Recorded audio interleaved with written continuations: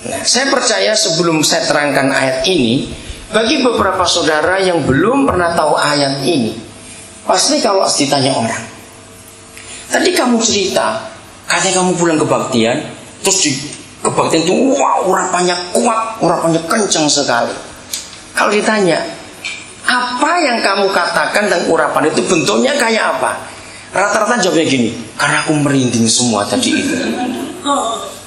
Lo kan kasihan kalau urapan hanya karena merinding. Kalau gitu nggak usah urapan. Lewat aku buram malam-malam masih merinding. Maaf. Yang satu saya ditanya lagi, lo kamu kok bisa cerita bahwa itu urapan tuh kenapa? Wah, aku bisa kejang-kejang, terus kejet-kejet begitu. Nah, sampai ini saya tuh nggak pernah tahu bahasa Indonesia kejet-kejet itu apa ya, bahasa Indonesia ini. Siapa bisa tahu bahasa Indonesia kejet-kejet itu apa? Kejang-kejang lain, nggak ada itu kejet-kejet itu, ada bahasa Jawa.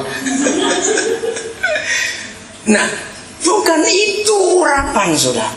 Saya itu paling marah kalau ada pendeta yang punya urapan seperti Benny Hinn, Merserulu datang, terus orang Kristen keroyokan, saya marah. Harusnya kalau hamba-hamba itu datang, jangan Kristen lagi yang datang, bawa orang-orang yang belum Kristen, supaya mereka dapat kuasa itu. Dan saya nggak berkata itu urapan, itu kuasa. Beda dengan urapan. Ayat ini kan menjelaskan. Saya tanya pada orang-orang, kenapa sih kalian ini begitu hebatnya kalau Benny datang mau apa? Jawaban 90%, aku ingin dapat transfer urapan. Ketika gereja-gereja buat spanduk, kehadiran KKR, pendeta ini, di bawahnya, selesai kebaktian, ada doa pengurapan. Orang maju semua minta diurapi. Saya tanya lagi, apa sih urapan buat kamu kalau begitu? Bisa geblak. Bayangkan, itu kan terlalu murah. Lalu mereka ingin bisa doakan orang supaya geblak, kayak doakan Benny doakan orang. Maaf, jangan tersinggung, saya ngomong apa adanya. Kalau cuma urapan yang kamu maksud seperti itu, nggak usah pakai doa, nggak usah pakai puasa. Makanlah jengkol 3 hari, nggak usah gosok gigi. Doakan orang, pasti geblak. Saudara, maaf, saya mau berkata apa adanya. Karena gereja tidak pernah belajar, hanya mendengar yang tanpa ayat. Mari kita lihat 27. Ini satu-satunya ayat dalam kitab surat Yohanes yang paling panjang. Sebab di dalam diri kamu, garis bawahi kata tetap ada. 1 Yohanes 2:27. Sebab di dalam diri kamu tetap ada. Saya berhenti dulu. Kalau ada kalimat tetap ada, itu artinya apa?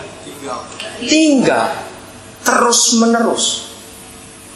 Tetap ada apa? Baca, tetap ada apa?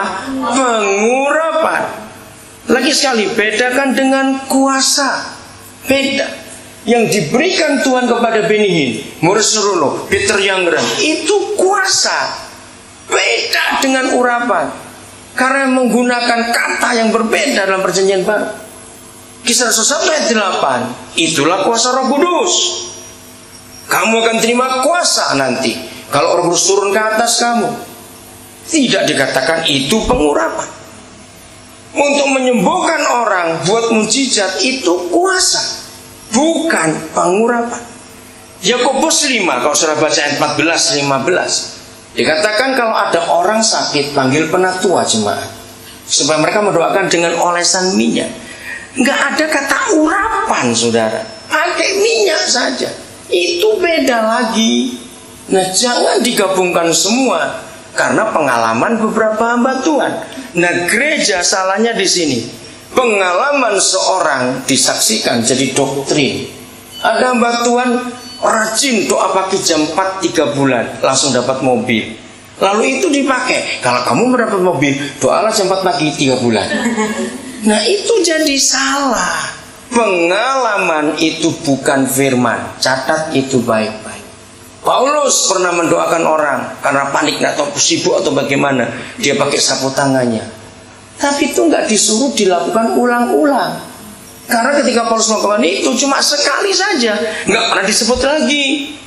Nah, pengalaman jangan jadi metode. Metode tetap firman Tuhan. Katakan amin. Pengalaman itu cuma sekali-sekali datang. Maka itu di Alkitab kita lihat pengalaman nabi-nabi. Pengalaman orang-orang dipakai Tuhan nggak pernah terulang kedua kali dengan cara yang sama. Baca Alkitab. Karena memang mereka tidak diizinkan Tuhan untuk menggunakan pengalaman jadi metode dalam pelayanan. Tidak. Benihin mendoakan orang dengan tiup. Lalu coba pendeta latah ikut gitu juga. Nggak gebeng-geblak itu orang. Nah itu pengalaman, itu bukan firman. Ada ayat Yohanes 20 ayat 22, maka Yesus mengembuskan Roh Kudus. Tapi itu nggak diperintah. Itu cuma ditulis. Tapi hidup kudus itu perintah. Taat itu perintah. Tahu bedanya saudara? Pengalaman itu bukan perintah. Bertobat itu perintah. Mengampuni orang itu perintah. Nah, kenapa gereja tidak menekankan perintah, tapi lebih senang dengan pengalaman? Karena memang kita orang timur, senengannya yang mujizat-mujizat, yang supranatural, yang merinding-merinding. Maaf lagi sekali. Bukan, itu pengalaman lagi sekali. Sebab di dalam diri kamu tetap ada pengurapan. Yang apa? Firman Tuhan bilang apa? Yang apa? Baca terus. Yang telah kamu terima daripadanya. Maka itu kalau pengurapan yang ini tidak perlu diulang-ulang. Sebab tetap ada di dalam diri gereja. Tapi kuasa, nah itu lain lagi. Kita perlu memperbarui terus. Kalau itu kuasa. Karena setelah kita pakai, tambahkan lagi seperti baterai recharge. Itu beda. Nah, ayat ini menerangkan pengurapan itu untuk apa? Saya lanjut. Karena itu tidak perlu kamu diapakan oleh orang lain, baca diajar oleh orang lain. Nah, tahun 70-an saya mendapat pewahyuan ayat ini gara-gara kalimat yang di tengah ini. Hah? Tidak perlu diajar orang lain? Sombong benar. Sampai satu hari ketika Roh Kudus menyuruh saya masih SMP waktu itu saudara. Sejak SMP itu sih berkata kepada anak-anak muda, biasakan dari sekarang. Saya sudah membiasakan dari saya masih SMP. Kalau memberi hadiah orang, beri hadiah buku.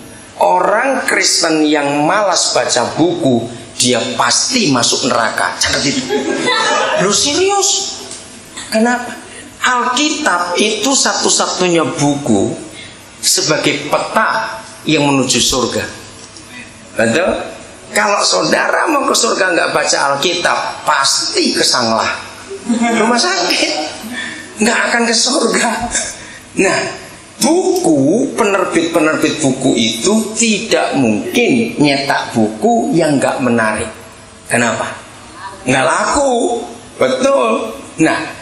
Kalau buku yang menarik saja saudara malas baca, apalagi Alkitab yang sangat tidak menarik, tebel, tulisannya kecil-kecil, nggak pakai gambar.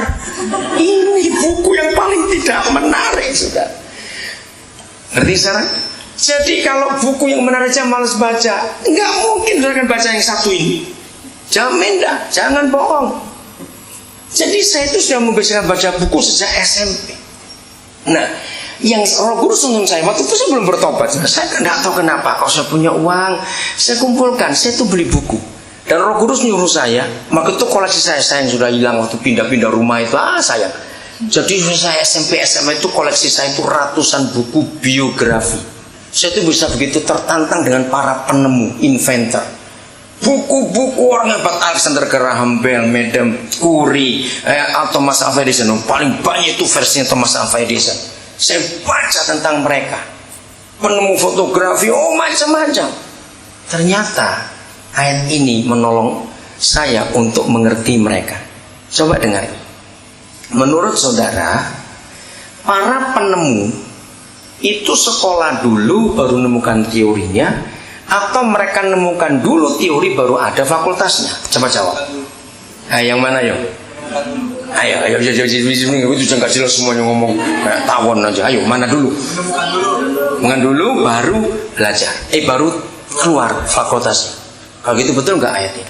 Kamu tidak perlu diajar seorang pun. Cepat jawab. Karena dunia sudah membuktikan Masih ingat ketika Archimedes